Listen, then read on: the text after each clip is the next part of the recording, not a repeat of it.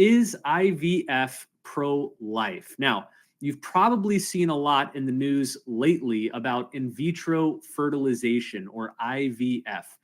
IVF is a procedure by which babies are produced by combining the sperm from a man and an egg from a woman, but instead of happening within a woman's body, as in normal sexual intercourse, this combination happens in a laboratory. The fertilized egg is then implanted back into a woman so that hopefully it will grow into a healthy baby. And on the face of it, what's wrong with that? It sounds pretty great. After all, who wouldn't want more children in the world? We Catholics are emphatically pro-life. So why wouldn't we want to help people have more children, especially infertile couples who have troubles getting pregnant through the conventional method? However, there are a host of problems with IVF. We're going to get to some of them here in this webinar, which have led many pro-life people, including all Catholics, to say no to the practice of IVF. And in this webinar, we'll discover why. Now, the Catholic Church, as you know, has many difficult teachings that are unpopular, teachings that are hard for people to understand, much less accept and live out. The church says no to things like artificial contraception, abortion, women priests, same-sex marriage, and a host of other hot-button issues. However, in my experience, IVF may be the hardest church teaching for people to grasp, both beyond the church, but also within the church, among Catholics. Now, I don't mean it's necessarily the hardest to obey. What I mean is that this teaching on IVF is the hardest for most people to understand. They just don't get why the church would be against something so seemingly wonderful as IVF. So let's dig into why. And we'll begin here with the basics so that you really understand what IVF is and why it's problematic. So IVF, or again, in vitro fertilization, is a process by which eggs from a woman are fertilized with sperm from a man in a laboratory. Now, the name in vitro is just a Latin phrase for within the glass. It's referring to the glass test tube in which the fertilization of the egg occurs. So conception occurs within the glass rather than within a woman's body. So that's what that's where we get the phrase in vitro from. Instead of the reproductive process playing out naturally through a man and a woman having sexual intercourse, the sperm and the egg are brought together in a laboratory by a technician. But what happens then? Well, that fertilized egg grows in the laboratory for about a week. It becomes an embryo, and then it's eventually transferred back into the woman's uterus, often, and in fact, almost all cases, alongside other embryos. So in IVF, it's not usually one embryo created and planted within a woman. Usually there are several embryos implanted in the woman, and hopefully one of those embryos at least becomes viable and the pregnancy moves forward, resulting in a healthy born child. Now, let's talk for a second about the egg and the sperm that are used in this process. In many cases, in vitro fertilization is pursued by an infertile married couple. So the sperm comes from the husband and the egg comes from the wife, with the embryo being placed back into the wife's womb. So you're only involving the husband and the wife. The lab technician is combining the gametes, but then they're being implanted back into the woman. But this isn't always what happens. In many other cases, the sperm comes from a third party, sometimes even anonymously from a sperm bank, or the egg might come from an anonymous egg donor. In other cases, once the egg is fertilized, instead of being placed back into the uterus of the child's mother, it might be implanted into the uterus of another person, a surrogate mother, who is then paid to carry the baby to full term, to give birth, and then to turn the baby over to its new parents. Now, how prevalent is this? Well, it's estimated that around 70,000 new children are born each year in the United States through IVF. 70,000. Pause and let that number sink in. 70,000 new children every year are born through IVF, and that number, as we know, is only increasing. Many of those children were born to couples who struggled with infertility. Others were born to same-sex couples or single people who could never conceive a child and who used IVF to produce children that nature wouldn't give them. Now, as you know, if you've been following the news, in almost every case, IVF is applauded and celebrated by the media and the popular culture. You'll find very few people expressing reservations about IVF in any of these scenarios. That's why this is such a difficult teaching to understand. It seems the whole world is in agreement that IVF is a good thing. And so when it comes to the church's rejection of IVF, the church is in the extreme minority. The church is slammed for being both anti-life and anti-science, anti-technology. So why does the church still say IVF is wrong, even against immense pressure to support it? Well, let's turn to the heart of the issue, why IVF is wrong. Many couples see IVF as a gift from God. They say it's a way to bring more children into the world, and that's undeniably a good thing. But here are 5 major reasons why IVF is wrong. Number 1, IVF is wrong because it undermines the purpose of sex. Sex has 2 fundamental purposes: unity and procreation. The purpose of the conjugal act, the sexual coming together of the husband and wife, is unity. So it's to bond them together, body and soul, in the deepest possible way. But it's also procreation. It's also meant to lead to reproduction, to produce new life. That's the procreative dimension. Now, of course, not every instance of sex will result in a baby, but every sexual encounter must be open to life. This is why contraception is wrong. Contraception rips apart the unitive and the procreative dimensions of sex. IVF does the same thing, but in a mirror image. Contraception wants sex without babies. IVF wants babies without sex. So IVF is kind of the reverse side, the other side of the coin of contraception. Both contraception and IVF undermine the human purpose of sex because they force us to act against our human nature. In other words, when we use contraception or when we use IVF, we become less than we were created to be, less authentically human. So that's a philosophical, ethical objection to IVF. Here's a second reason why IVF is wrong. Every child deserves to be conceived through an act of love. Every child deserves to come into existence through the love that exists between a child's mother and father. A child should not be manufactured. A child should not be created in a cold, sterile human laboratory, nor should a child be the result of a financial transaction among any combination of men and women and lab technicians and sperm donors, egg donors, surrogate mothers. Children are not products to be bought, sold, engineered, or created in a lab. They are not commodities. They're people. They're human persons. Here's a third reason IVF is wrong. Nobody has a right to a child. Now, I know this one can be hard to stomach for a lot of us. We live in a culture that emphasizes rights. Many people have extended those rights to children, to having children, claiming that every person, even if they're single, has a right to have a child. But this is not true. We do have a natural and God-given right to many things, but having a child is not one of them. Why?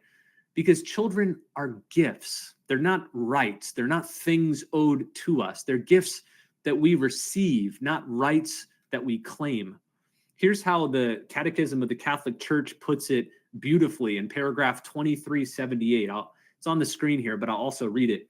The Catechism says, "A child is not something owed to one, but is a gift. The supreme gift of marriage is a human person. A child may not be considered a piece of property, an idea to which an alleged right to a child would lead. In this area, only the child possesses genuine rights. the right to be the fruit of the specific act of the conjugal love of his parents, and the right to be respected as a person from the moment of his conception. So, yes, men and women have the right to marry each other, the right to love each other. They have the right to try to have a child, but they do not have the right to children themselves. Here's a fourth reason IVF is wrong. Now we're getting deeper into the moral and practical objections. IVF requires killing extra embryos or putting them into storage. Now, this is the first time we're mentioning this, but I want to clarify how the IVF process works. During IVF, a lab technician does not just take one sperm and one egg and combine them to make one single embryo. In almost all cases, dozens of embryos are created through dozens of combinations of sperm and eggs. And remember, as we know through our pro-life philosophy, embryos are just human children at an early stage. So each embryo is a distinct human person. Each embryo has its own distinct DNA, different from the other embryos, different from its mother and father. So what happens to all these extra embryos, all these extra children? Well, some of them are implanted back into the woman through the process of IVF, and the woman hopes to carry them through pregnancy and give birth to at least one healthy child. But what about all the embryos that were not implanted back into the woman? Well, statistics show that almost half of the embryos created during IVF are discarded during or after the process. Discarded is just a euphemistic way of saying they're destroyed. These small, innocent, living embryos, these developing humans that are alive, are killed. Other embryos produced through IVF are used in scientific experiments, which is pretty chilling to think about. Little humans are created in laboratories so that they can be experimented upon.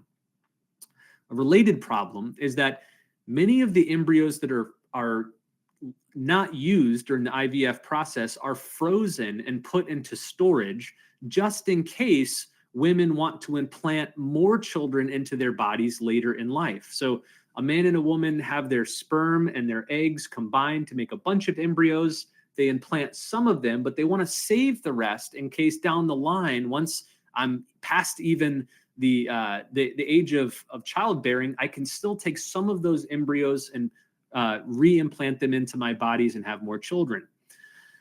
Now, this is, of course, slightly better than just killing the embryos, discarding them, but not much better, because the reality is we now have in America millions of embryos, again, real human children that are sitting in freezers across the country, presenting a serious moral dilemma. What should we do with them?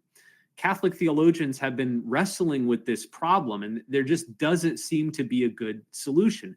Some theologians suggest it's morally permissible to take some of those embryos and implant them in any women who are willing to receive them, even if those women are not the mothers of the children, just to give the embryos a chance to develop and be born. Others suggest that we just need to keep them frozen indefinitely, that implanting them in a woman is immoral, and so that's not a live option. So the only live option is to just keep them alive in a freezer indefinitely.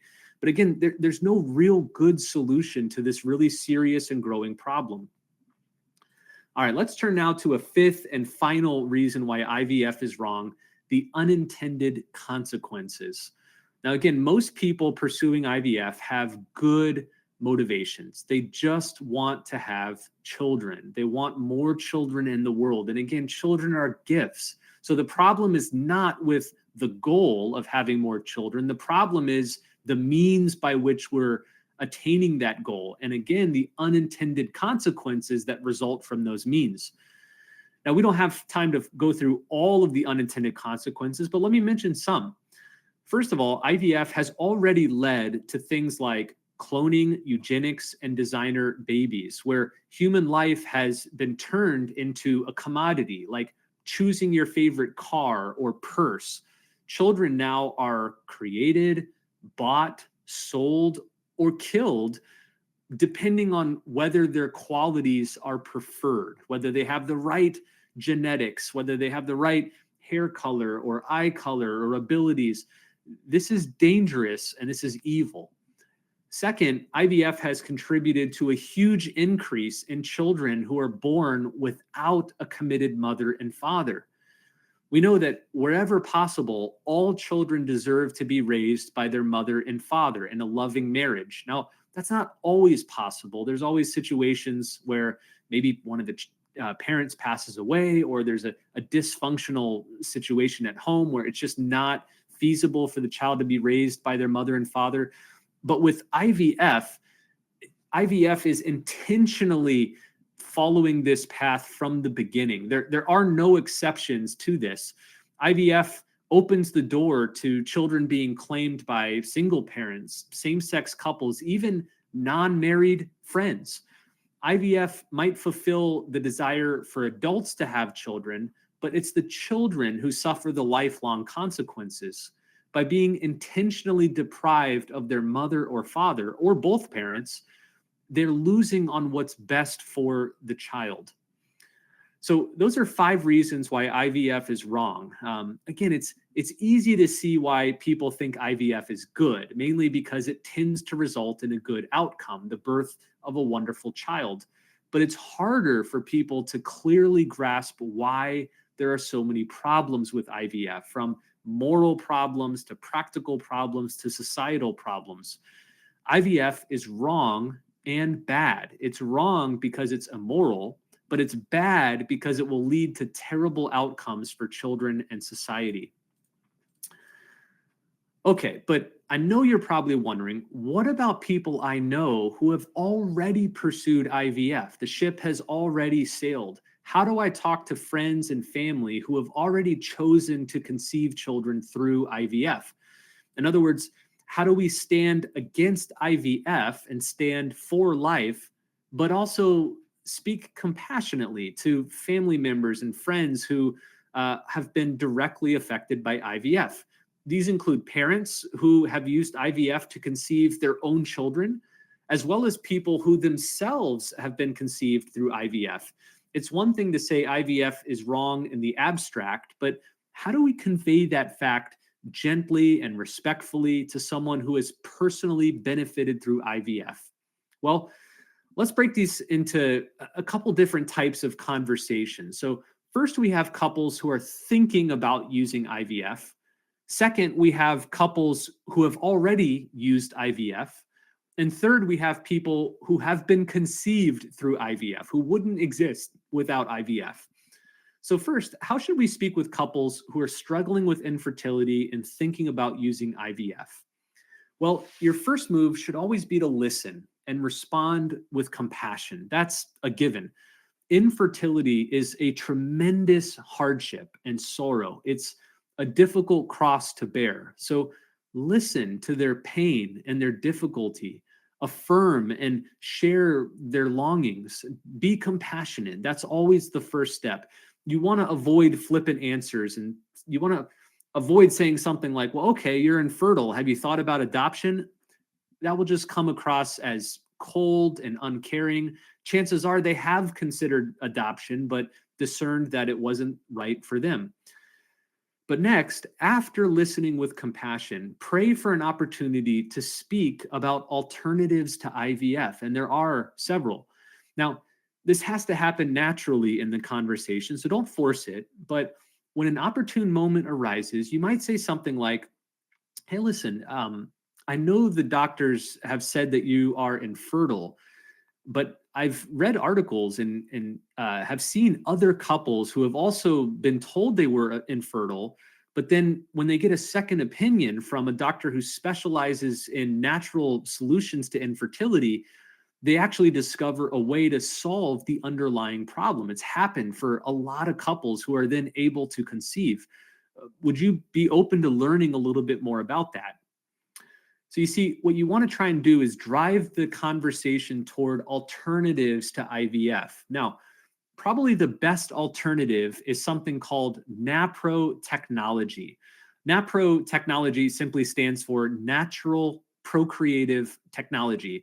This is a field of science which focuses on women's health and encompasses new medical and surgical techniques. It was actually pioneered by a number of Catholic scientists, and it's been very successful in treating a host of issues, including infertility, endometriosis, repetitive miscarriages, and many more. The great part is that it's a completely moral and licit way of responding to infertility because it gets to the root causes of infertility and then works with the natural functions of the woman's body, not against them, in order to resolve those issues. Now, we don't have time to go into all the ins and outs of NAPRO technology. I encourage you to go on Google and read a few articles about it. But if you have a loved one struggling with infertility, look it up, do a little research, and perhaps share that info with them. What NAPRO scientists have learned over the years is that it turns out very few people have physical conditions that make it impossible to have a child. In many cases, women are just diagnosed as infertile. They're sent to the nearest IVF clinic to conceive, and the doctors spend very little time getting to the root cause of why the woman is infertile in the first place and how we can perhaps solve that issue and allow them to conceive naturally. Now, that's not to say NAPRO will solve every instance of infertility, but they have had tremendous success, and it is a much better option than IVF. Another alternative to explore with someone considering IVF is adoption. Now, as I said earlier, you don't want to suggest this right off the bat as if it's something the other person has never considered. But if the conversation develops enough, and if there's a deep bond of trust between you and the other person, you might ask at some point if they've considered adopting a child, if they've given it any thought. It's the perfect way to connect their deep longing to have a child with the children's great need for parents to raise them. There are over 100,000 children right now waiting to be adopted in America. So that should at least always be an option that infertile couples consider or discern. Finally, if it's a close friend or close family member and you have a deep shared level of trust with them, then you might take a step even further and affirm a very hard truth to them that sometimes infertility is a problem that can't adequately be solved. Even the best healthcare will not always heal infertility. So for some couples, infertility is simply a cross. It's a cross that Christ wants them to bear. Now, many couples experiencing infertility have welcomed that cross and have turned that heartbreak into tremendous goods, such as adoption or foster parenting or dedicated work in schools or ministries or missions. For them, the question turns from, why am I infertile, to what can I do despite my infertility? How am I going to take this cross that the Lord has given me and use it for good? Infertility is a cross, to be sure, but even the cross can be transformed into glory. Okay, that's all well and good, but what about this second group of people, couples who have already conceived through IVF? How can we speak to them? Well, with these couples, you want to be very clear about two things. First, using IVF was wrong, but second, the child they conceived through IVF is good, a tremendous gift from God. Both of those things are simultaneously true. You can emphasize that even though using IVF was wrong, there's nothing wrong with the child. The child has no less dignity than any other child. Now, you can also clarify that when you say IVF is wrong, you don't mean I wish that child never existed. Again, all children are gifts from God from the moment of their existence, and from that very first moment when they came into being, they're welcomed joyfully, and you would never wish them out of existence. But that said, the ends don't always justify the means. Just because something good resulted from IVF, that doesn't mean that IVF itself was good. Choosing IVF was still wrong, and the couple needs to ask God's forgiveness for that misguided choice. If they're Catholic, they need to go to the sacrament of confession and be healed of that choice and find forgiveness. But that has nothing to do with the goodness of the child who resulted from that poor choice. The child is always unquestionably good, a true gift. But let's look at one more scenario. How should we speak with people who themselves were conceived with IVF? Now, in my experience, this can perhaps be the most difficult situation. In these conversations, I recommend a similar approach to talking with parents who have used IVF.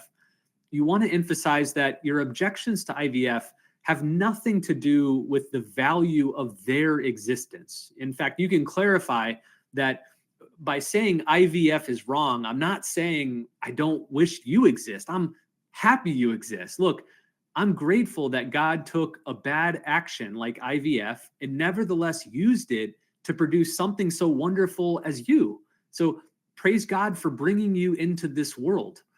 Again, the goal is to separate the action from the result of that action.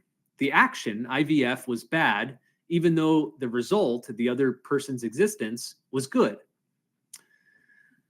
Okay, as we wind here to a close, I want to next share with you 4 big objections that you're very likely going to hear from those who support IVF. The reason I want to share these with you is because if we look at these objections now and we understand how to reply to them, then whenever you encounter them from friends or family members or strangers, you won't be rattled. You'll be confident. You'll know exactly what to say. You'll think, oh, yeah, I've heard that objection before and I know exactly what to say to it. So let's look at these 4 objections. Here's the first one. If you're truly pro-life, why wouldn't you support couples having more children? Aren't children good? All right. Well, this is a tough objection because it pulls on our heartstrings and it leans on our strong pro-life sentiments. But the answer is that the ends don't justify the means. Or to say it another way, just because an action results in something good or because it has a good consequence, that doesn't mean the behavior that produced that consequence was good. So you might say, yes, I am pro-life. I do think all life is valuable, including the lives of children conceived through IVF. I think we should have more babies, more children. But that doesn't mean that I think every way of creating children is good. After all, there are certainly ways of children that we both would agree are not good. Things like rape or incest or unconsensual sex of any form. We agree that even if those resulted in children and the children are good, the ways that produce those children are not good. All children deserve to be created through an act of love, not manufactured in a laboratory by scientists. Here's a second common objection you'll hear. Well, just like antibiotics and cancer treatments, the science of IVF is a gift from God. So we should use it gratefully. We should receive it gratefully from God. What should you say to that? Well, it's true that IVF is a very impressive scientific and technological accomplishment. Conceiving a new child in a test tube and then implanting that embryo back into a woman's body would have been unthinkable even 50 years ago. That would have been science fiction. But we should be careful not to confuse scientific progress with morality. Just because something can be done through science doesn't mean we should do it or that it's a gift from God. After all, science has allowed us to make things like the atomic bomb or human-monkey hybrids. But we recognize those are not good things, even though science and technology allow it. So not everything science enables us to do is moral.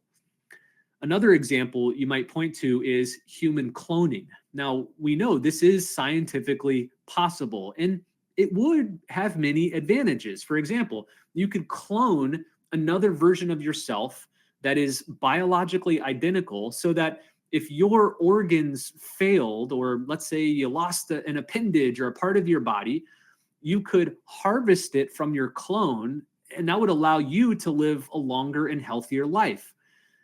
But most of us would agree that's completely immoral, that just because we can create human clones, and even if they might provide some benefits to us, it's still a wrong thing to do. The ends don't justify the means. Okay, here's a third big objection. What's wrong with a married couple using IVF to help them conceive? It's still the husband's sperm and the wife's egg that combine to make the child. Now, this can be a hard objection because it hones in on this special case. Many people object to IVF when it involves anonymous egg donors or anonymous sperm donors or surrogate mothers.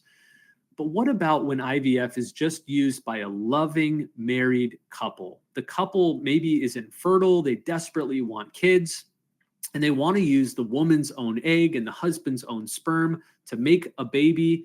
The baby is born from love. So what's wrong with that? Well, the problem with IVF, as we've learned throughout this webinar, is not only from whom the child is conceived, but how.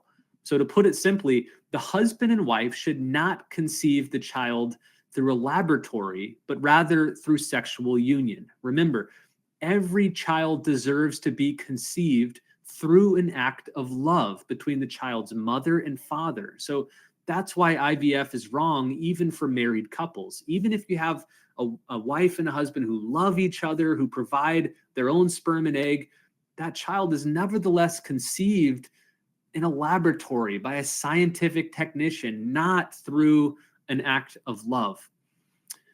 Okay, here's a fourth and final objection. My son was conceived through IVF. Are you saying that you wish he didn't exist? Now, we addressed this a bit before, but just to recap, if we reject IVF, are we saying that children who are conceived through IVF are a mistake, or that such children are lesser than other children? Absolutely not. Children are always good. Every child is a gift who has the same infinite dignity, regardless of how they were conceived. However, as we said before, just because every child is good, it doesn't follow that every way children are conceived is good. For instance, as we hinted at earlier, some children are conceived through rape or through adultery or prostitution or incest. Now, if a woman becomes pregnant in any of those situations, those children are still good. They remain gifts from God, and it's still good that they exist. But at the same time, we can affirm that rape, adultery, prostitution, and incest are wrong because we're able to separate how someone was conceived from the goodness of their existence. So that's the distinction you want to emphasize when talking with an IVF parent. You might say something like, well, I'm definitely not saying that I wish your child didn't exist. That would be terrible. Your child is a gift from God. I'm glad he exists, and we should thank God for him. That said, we can still recognize that as great as your child is, it was wrong to use IVF to bring him into existence. IVF is wrong because all children deserve to be conceived through the loving union of their mother and father, not by scientists in a laboratory. Now, again, this has nothing to do with the goodness of your child existing here and now. What your child shows us is that God, thankfully, is able to take even our bad decisions and use them to create remarkable gifts. So we can praise God for that. Okay, listen, as we wrap up here, I want to conclude with some talking tips and strategies to keep in mind when talking about IVF. These are general tips and talking strategies you can use in any conversation. The first tip, and this is so important, always express compassion. This is critical. I found that many Catholics are eager to jump into explaining why IVF is wrong or announce better alternatives to IVF, rather than first patiently and compassionately recognizing the pain that has led couples to pursue IVF in the first place. Excuse me. As we learned, infertility is usually the root cause of people pursuing IVF, and infertility is a heavy cross to bear. If you are infertile or if you have close loved ones who are, you know this. You know how sorrowful and difficult infertility can be. So before jumping into denunciations of IVF or proposing alternative solutions, you first want to express compassion. Remember that. Okay, here's a second tip. Emphasize that children are a gift, not a right. Now, this is the biggest paradigm shift that people need to make in their heads before understanding why IVF is not good. Children are wonderful. They're among the greatest gifts that God can give. However, nobody has a right to a child. Just because a child is wonderful, and just because we all, or most of us, have a deep desire to have a child, that still does not confer a right to have a child. We're not owed children. Children are gifts from God. They are human beings with infinite dignity, and nobody has a right to the life of any other human being. Here's a third strategy for your conversations. Explain how IVF kills several more children than it creates. Again, remember what I said earlier. In the IVF process, several embryos are created, usually a dozen or more. And then only some of those embryos are selected and implanted into the woman. Most of them are not even viable and end up dying. But then the embryos that were not selected are either discarded, they're killed, or they're stored indefinitely in a freezer. What this means is that for a couple to successfully have one child through IVF, up to a dozen other children are created and intentionally destroyed or left to die. This is a terrible moral outcome. I don't think most people who pursue IVF have even begun to grapple with this. Most of them are not really aware of this. Again, for every one child created through IVF, up to a dozen others are created and killed. So this fact alone, bracketing everything else we've said in this webinar, this fact alone should discourage more people from considering IVF. Okay, the final tip is to offer alternatives to IVF. Now, I want to add right away that you should only approach this with someone you know well, and you've discussed or you've discerned that it's clear the other person might be open to alternatives. Many people are just so committed to IVF, or they're in such a delicate mental state that proposing alternatives would just rattle them too much. And in those cases, you might have to exercise patience and just wait and pray for the right window to open up. Ask the Holy Spirit and he'll help. But once you sense an openness to their end, on their end, to learning about other options, then you might say something like, hey, I'm just curious, have you explored any other options besides IVF? I know many people who have suffered infertility, but then who were eventually able to have children through other paths. In fact, some of them discovered that their infertility was a solvable problem. It was due to their lifestyle or diet or medications or other problems. Others found that their infertility problems were fixable through simple surgeries or even less invasive medical help. So have you looked into any of that, of identifying the root problem of why you're unable to have children and what can be done to address that so that you can bring children into the world through the natural way? This is only the beginning, even though we're spinning out of control. This is only the beginning, even though it feels just like the end. I know all the lights have gone out, everything seems wrong now, but somehow beautiful. Deep beneath these waters is the world we once knew. Where we're going, I don't know.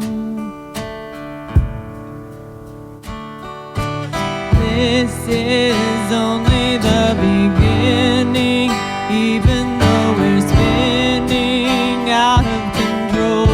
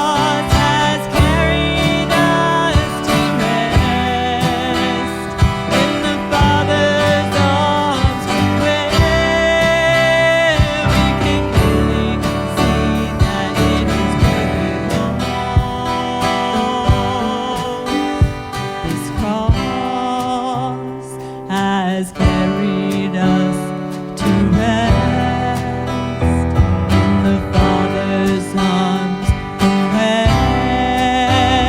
we can clearly see that it is worth it all. 'Cause this is only the beginning, even though it feels just like the end. Though the waters rise and though the stars collide, there's peace here deep within my soul. I know it seems like it's all about to end, but our life has only started to begin. I know it seems like it's all about to end, but our life